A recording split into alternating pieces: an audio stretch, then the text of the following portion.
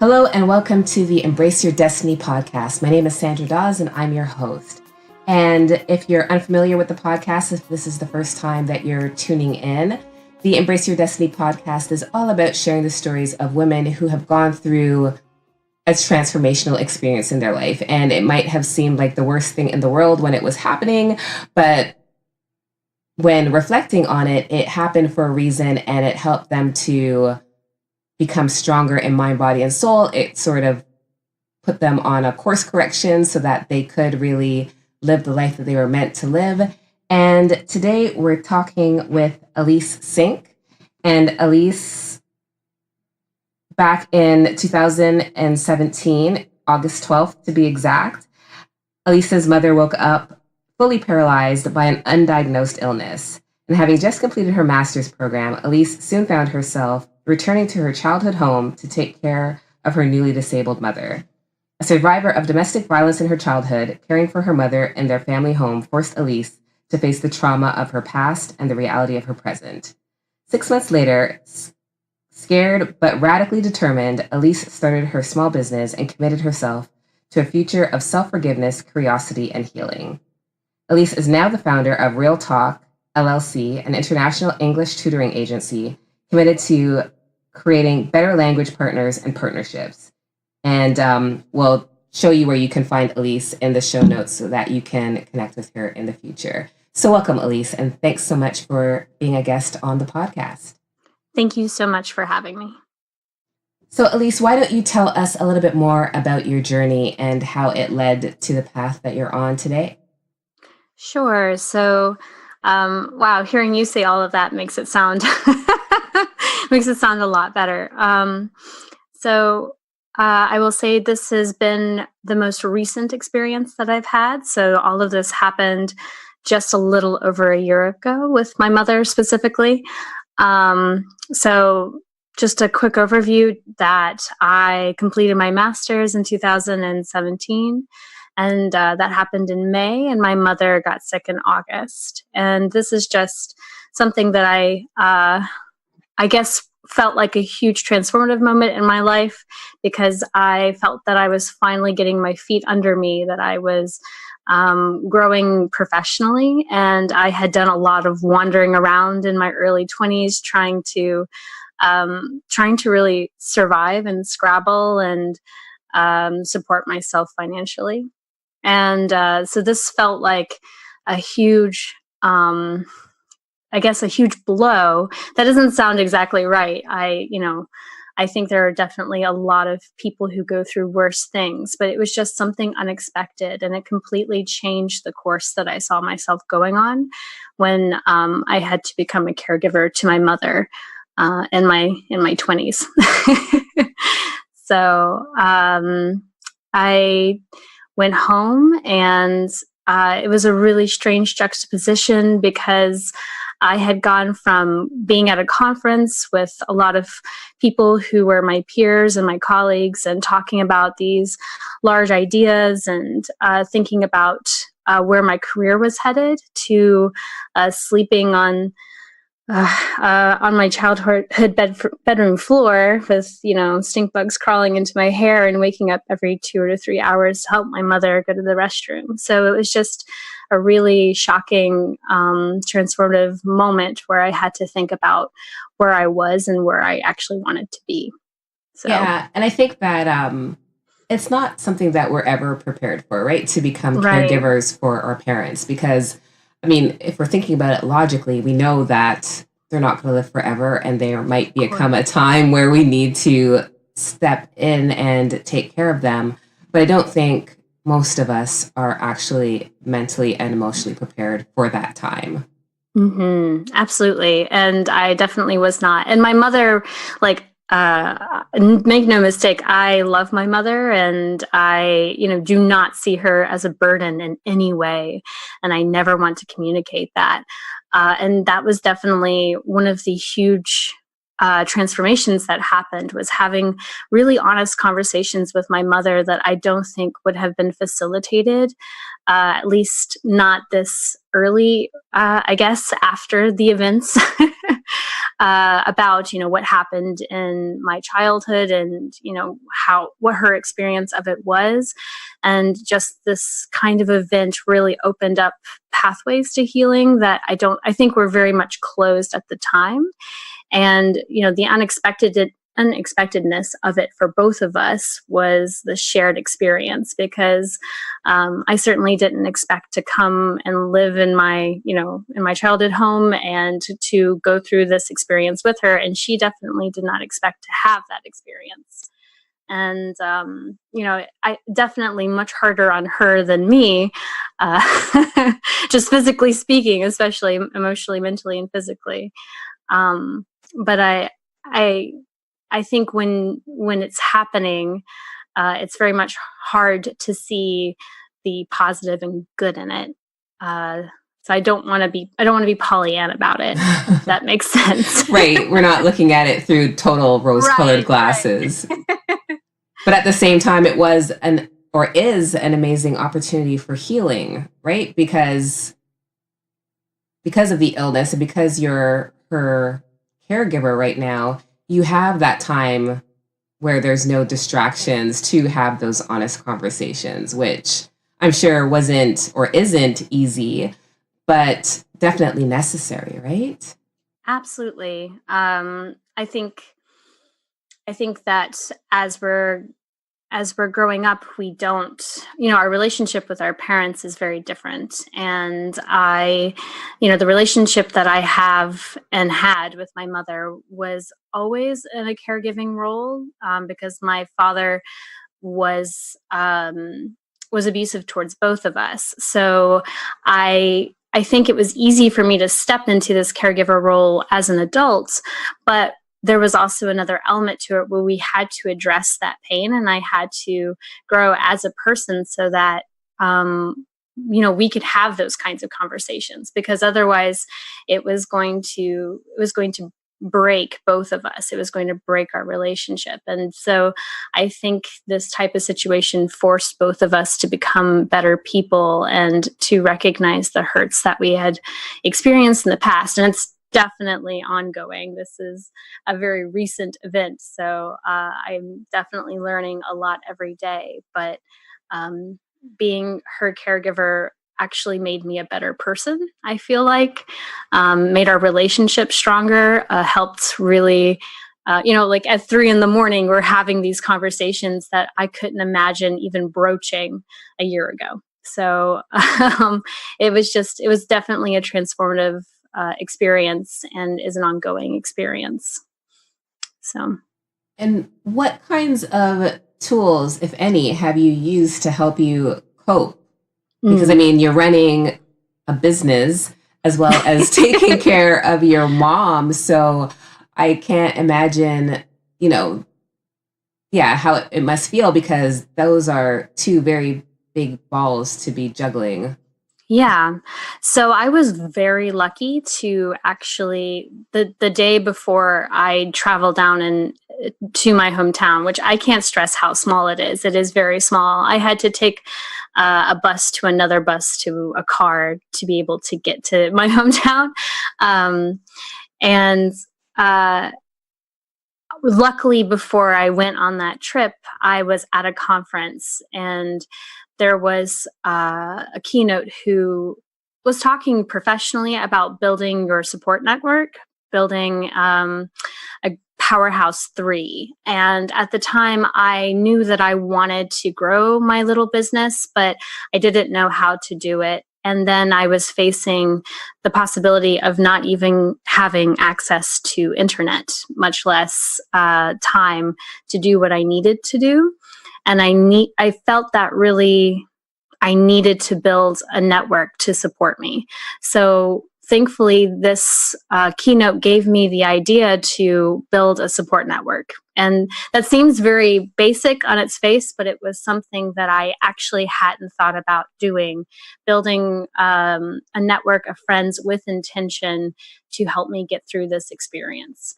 So I will say that with intention, I took 3 people that I really trusted, that I knew that I could be honest with and safe with, and asked them specifically to be my support network throughout this process. And then I took a lot of time in between, you know, in between moments of caregiving, but moments of silence to think about what I wanted to do. Like, here are the things that I am struggling with, and here are the things I feel hopeful about, and where do I want to be. And so I really took this moment of intense darkness and tried to make it into clarity. So that was the first thing that I tried, that I just worked towards. If that makes any sense. It does. And I think that it's something that a lot of us disregard or take for granted, the importance of having a strong support system. Mm-hmm. I know that for myself, because I grew up an only child, I feel like I was so used to being independent that the whole idea of leaning on others or asking for help was something that I was not comfortable with for a really long time. Mm-hmm. And it took going through losing my dad and, all the stuff that happened afterwards to realize that you can't, navigate through the biggest things in life by yourself, that you do need a support system, even if it's somebody to pass you the tissue when you're bawling your eyes out. But, to have somebody who is going to be there and support you and empathize with you and, allow you to have those crazy moments and feel safe and to be there to encourage you when you feel like giving up. Like, those people, that support system is priceless when you find that right group of people in your life, for sure. Absolutely. And doing it with intention. I think that's something that was an element that I was definitely missing, where I had created friendships and kept relationships because I felt either that I was obligated to, or that it was easy to do so. Certain relationships were just easier to keep rather than structure and maintain in a healthy way. So specifically thinking about like the relationship with my father that I was still trying to maintain up to that point. And it was definitely just not having the energy, the emotional energy to maintain toxic relationships, and realizing that the people you surround yourself with shape how you feel as a person and shape your experience in the world. And so definitely this experience forced me emotionally to look at my relationships with people and prioritize them, and to say, okay, this person is a positive force in my life, and I want to cultivate that relationship, and I want to ask them for help, because asking is really vulnerable and hard to do, for me at least. So I think especially if you're independent, I can imagine as an only child, you have a lot of independence. It can be hard to remember that you're not alone and that you can ask for help in very difficult moments. Totally. And I think that for me, the challenge was, as you talk about your dad, is that sometimes it is family members that you do need to keep your distance from, cut off completely, whatever. And it's that whole, that discomfort that comes with making those types of decisions, because you know that there are going to be people who judge you for that, like, that's your father, or that's your mom, or that's your brother, fill in the blank. And how could you not want to have that person in your life? And I think that it's a hard thing to do, but it's often a necessary thing to do. And it's just about, as you say, having intention behind it and being okay with the decision, and not allowing, the opinions of others to make you feel guilty or bad about the decisions you've made. Yeah. And sometimes that person is yourself, right? Like I know, at least for me, it was like, well, this is my father, and Even if he wasn't particularly kind all of the time, that doesn't mean that he wasn't kind some of the time. And so there was definitely a conversation that I had to have with myself and my therapist where it was like, yeah, it's actually okay not to have this person in your life. It's okay to say, no, thank you. I don't want to maintain this relationship anymore because it isn't positive for me or for the people around me. And it sounds easy to say, but like you said, it's incredibly difficult to implement. And so I'm still definitely learning through that process. I don't want to come off as sounding like I've cracked the problem. Right. That the issue is over with. I've solved it. We're good. We're moving on to the next thing. Done. All good. Solid. Right. Yep. It's definitely everyday process. For example, my birthday was in July, and this was the first year that my father didn't contact me for my birthday in some way, shape, or form, either through a mystery box or an email or a phone call. So I was surprised by how much that impacted me, I guess. Even though we don't have a very deep connection, that still affected me in a way that I didn't anticipate. And so being able to turn to my support network and share that experience, and remember that I don't have to shoulder that experience alone, that was also new and very eye-opening, would be the right word. Yeah. And you know what? I appreciate you saying that it isn't a done deal, that you haven't solved the issue, that it is a work in progress, because I think that that's so important to remember that, these things that we're going through, it's a journey and it's not like there's a final destination. And I think I said this in another interview that I remember being told by a business coach once that, you get to, you make progress, you feel like you're moving on and getting to the next level.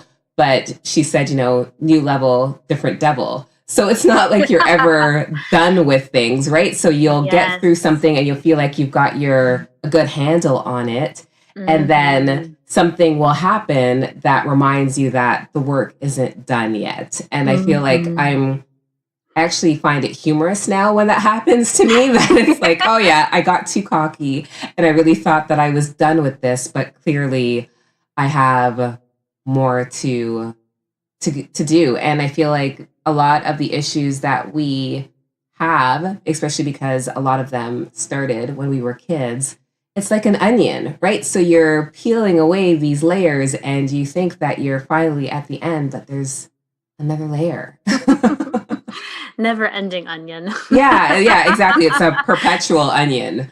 And but yeah, I think that it's so important to remember that, it's not something that you can just be done with, and that there are going to be unexpected triggers like your birthday and not hearing from him where you think you're going to be okay with it.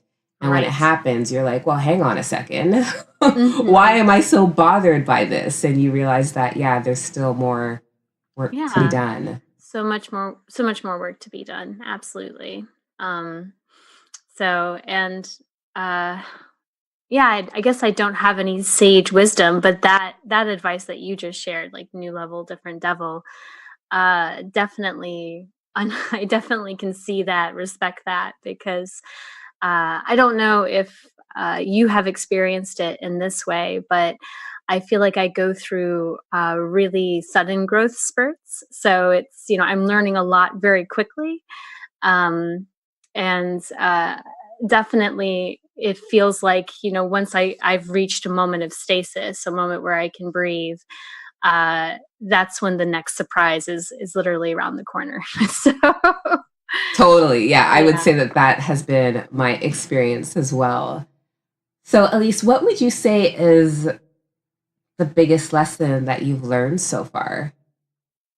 The biggest lesson that I can definitely point to is that when things are feeling their most, like when you are feeling the most buried, when you feel like you're drowning, that is actually when you have the most clarity on your own life.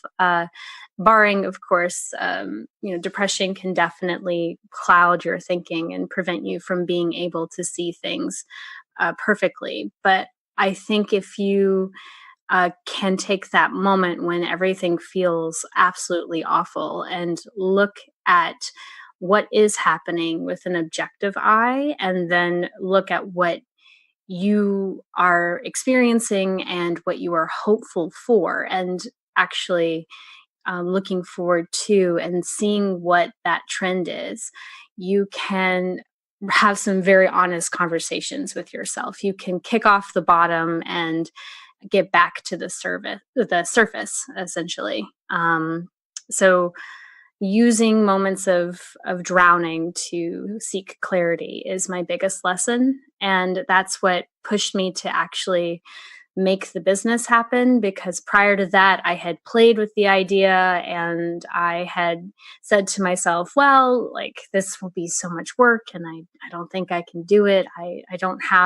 I'm not a business major. I don't have the chops to do this. Like, it would be fun, sure, but I can't do this. And when this incident happened with my mother, when I realized how quickly things can change, I had that moment of clarity where I realized, if you want to do something, you need to do it today, because honestly, you may not have the opportunity tomorrow. So that sounds a little dark. Oh, but it is the truth, though, isn't it? Like, it is the ultimate truth, is that nothing is guaranteed and you never know when something's going to happen. So Sure. you might as well, I live each don't day want to to the be dark fullest. about it, but Oh, no, one of the things I've said in workshops, well, one of the things I suggest my clients do is write their eulogy. Talk about how you that's want to be fun. remembered. And, I mean, how many of us want to really think about our mortality? But when you think about, how you want to be remembered, what kind of legacy you want to leave behind, and then you take some time to think about how you're living your life today, then are you contributing to that legacy? And if not, what are you waiting for, right? Because again, like you said, you never know what can happen or when it's going to happen. So you might as well get to work now. And so maybe I'm just as dark as you are, Alys. I mean, yeah, I don't want to come off as being very depressive or dark, but you're right. It's just being able to leverage that recognition of how short time can be and how unpredictable life can be. It helps give you the clarity to do things that otherwise are too scary to do, I think. And Yeah. I don't, again, addendum, haven't figured it out. Still terrified on a regular basis when doing the work, but also very excited, and also able to get up with an understanding that this is 100% what I want to be doing, and already seeing the benefit of that in my life, even if parts of it are really scary. Yeah, that's the truth. Yeah, and I would think, I know from my own personal experience, I would say that when you do that stuff, when you're doing work that really lights your fire, that it is the most fulfilling work that you've probably ever done, because I know that that's how I feel about it. Yeah, absolutely. And it also, this is another surprising element to me, was that it gave me the energy to do other things. So, doing something that I feel passionate about, that I am excited by, gives me the energy to take on other projects, to do other things that I am also passionate and excited about. It makes me a better partner to my boyfriend. It makes me a better friend. It makes me a better daughter. It's forced me to go and seek help. Through both emotional therapy, mental therapy, and be more physically active because I need the energy to do the thing that I'm excited about. And that's this beautiful cycle where I'm excited about what I'm doing during the day, and that leads me to uh, have more energy to do the other things, which also gives me more energy, if that makes sense. It does, and I think that it's that ripple effect, right? Ripple. And that's why when I talk to clients or when I give talks, I talk about the importance of taking care of yourself and making sure your needs are being met. Because I think that, especially as women, we forget and we take care of everybody else and we forget about our own needs. But just as you said, when you're taking care of yourself and you're making sure that you're happy, that you're fulfilled, then you are a better daughter, you are a better partner because your cup is full. And so you're able to give without feeling drained. And I think that that's something that a lot of us struggle with, like giving ourselves permission to take time out for ourselves, to do the things that we need to do to take care of ourselves. And but we forget about that. And but when you make time for that, it's not a selfish thing to do because, again, like you said, it's going to have that ripple effect. It's going to benefit everybody else in your life because when you're good, then you're good with everybody else and with whatever you have to deal with in life because you're in a better headspace, if that makes any sense. Yeah, absolutely. And I think you're 100% right that being raised a certain way, especially if you are a woman, you are raised to forefront the needs of other people in front of yours. And I think that's especially true if you are a caregiver to someone in your family, or a caregiver in general, probably, that you are so busy trying to make sure that somebody else is comfortable. It's very easy to forget about your own needs. And so that was definitely another radical lesson through this experience was that in order to maintain my sanity and be a good caregiver, I need to still be pursuing the things that I'm excited about. So if that means I'm running a business up in my childhood bedroom on the floor, then I'm going to do that thing. And I'm going to do it as well as I can. And it's not going to be perfect, but it gives me the energy to keep going and do the things that need to happen and that I want to happen. So that is definitely another radical lesson from this experience. Alys, what advice would you give to somebody going through something similar in their own life? So somebody who has found themselves having to be a caregiver to a parent or another family member. Yeah, I mean, I can only share what has helped me, and of course, and I think I count myself as very lucky in that I was not the only person who ended up caregiving for my mother.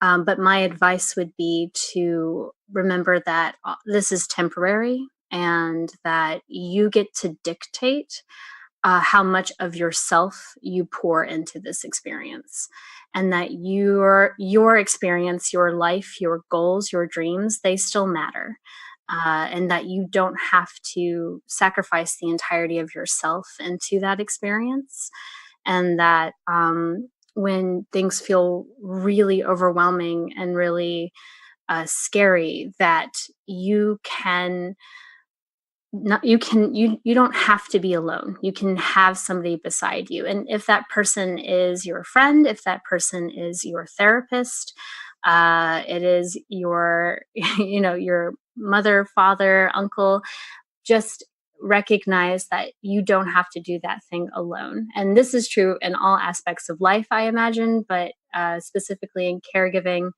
uh, it's impossible to shoulder such an experience by yourself. And I definitely could not have done it. And was just very lucky that I happened to stumble into such an awesome group of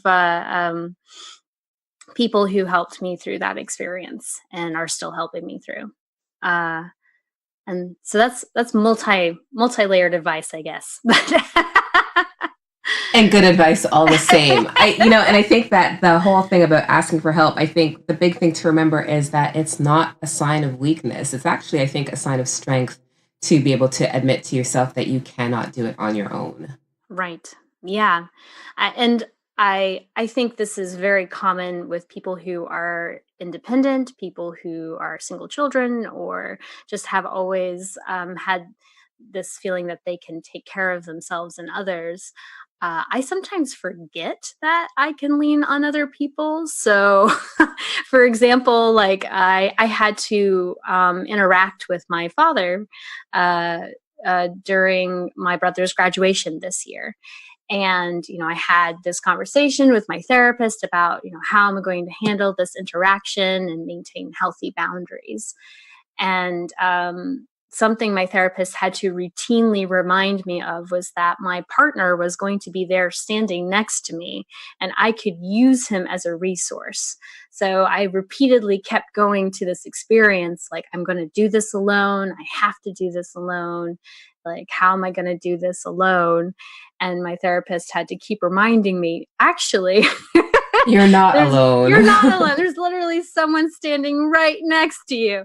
So I think it's reminding yourself that sometimes there is literally someone standing right next to you, and you can lean on that person. Yeah, and all you have to do is ask. You just Right. have to ask. Right. Or establish some form of communication. Like, if you notice that I am not calling you or texting you as regularly as I used to, I may need a little extra help or love. Yeah. So recognizing those patterns too. That takes a little bit more intention, but An awareness.